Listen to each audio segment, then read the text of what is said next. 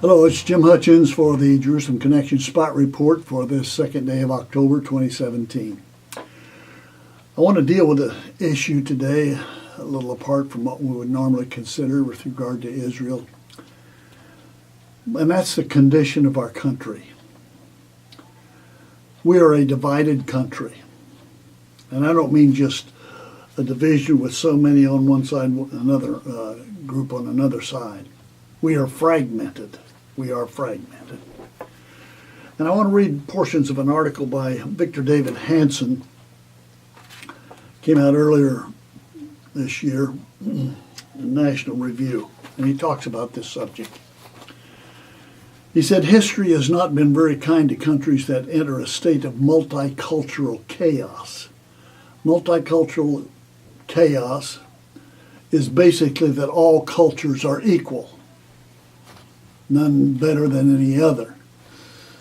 Christianity and religion is no better than Islam. Something like that. The United States is currently the world's oldest democracy, but America is no more immune from collapse than were some of history's most stable and impressive consensual governments. 5th century Athens, Republican Rome, Renaissance Florence and Venice, and many of the elected governments of our early 20th century Western European states eventually destroyed themselves, went bankrupt, or were overrun by invaders. The United States is divided as rarely before. Half the country, mostly liberal America, is concentrated in 146 of the nation's more than 3,000 counties. 146. Liberals occupy 146 of the nation's 3,000 counties. In an area that collectively represents less than 10% of the U.S. landmass. The other half, the conservative red states of the interior of America, is geographically, culturally, economically, politically, socially, and I would add religiously, and even more evangelically. They're at odds with the blue state America, which resides mostly on the two coasts, the east and west coast. The two Americans watch different news, they read different books, listen to different music, watch different television shows. Increasingly, they now live lives according to two widely different traditions. Currently, some 27% of Californians were not born in the United States. More than 40 million foreign-born immigrants currently live in the U.S., the highest number in the nation's history. Yet widely checked immigration comes at a time when the country has lost confidence in its prior successful adherence to a melting pot assimilation and integration. The ultimate result is a fragmented society into tribal cliques that vie for power, careers, and influence on the basis of ethnic solidarity rather than shared Americanness. History has not done very well. It's not been very kind to multicultural chaos.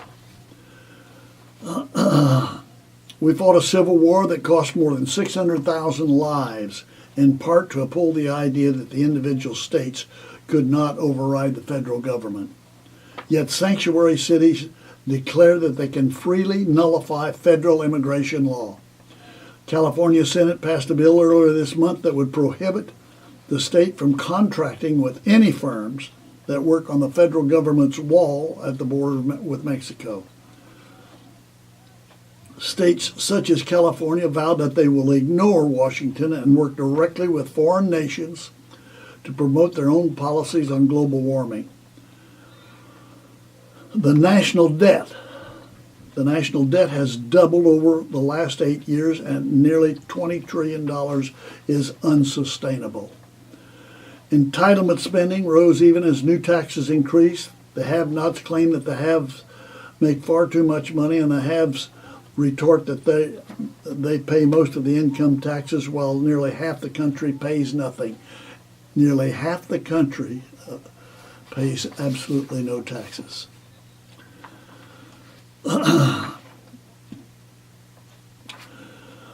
Illiberal attempts to end free speech, to sanction racial and gender segregation, to attack rather than argue with opponents, or are disguised by euphemisms.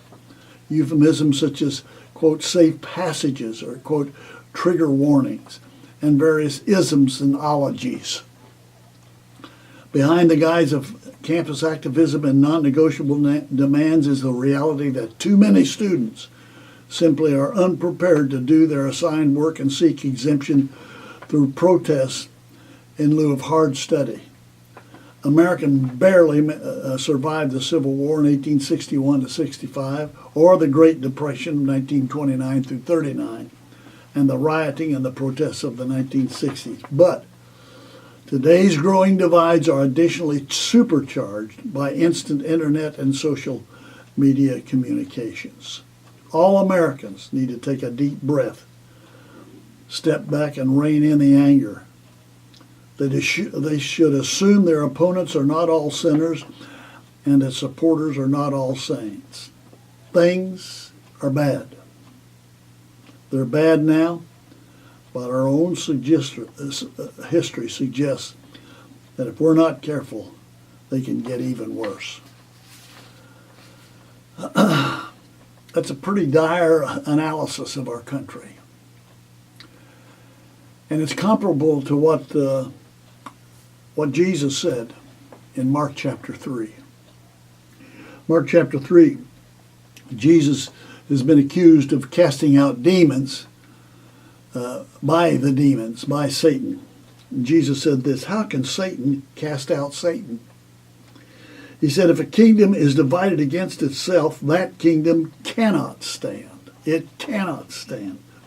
If a house is divided against itself, that house cannot stand.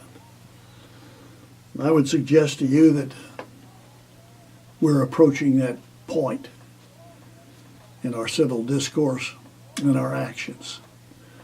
Certainly as Christians, Ephesians chapter 4 and verse 3 says something that should serve as a guideline for us. Make every effort to keep the unity of the Spirit and the bond of peace. Yeah, we should do that. But that's not likely. And so what remains? Well, Peter tells us this, it is time for judgment to begin with the family of God, the household of God. If it begins with us, what will the outcome be for those who do not keep the gospel of God, do not obey the gospel of God? And then he goes on to say, it is hard for the righteous to be saved. If it is hard for the righteous to be saved, what will become of the ungodly and the sinner? If it is hard for the righteous to be saved, what will become of the ungodly and the sinner? That's a good question. That's a good question. Because the existence of our country is in jeopardy. Till next week. Od ki yavo, until Messiah comes, Yivareka Yahweh. Yahweh bless you, bless those you love, bless those who love you.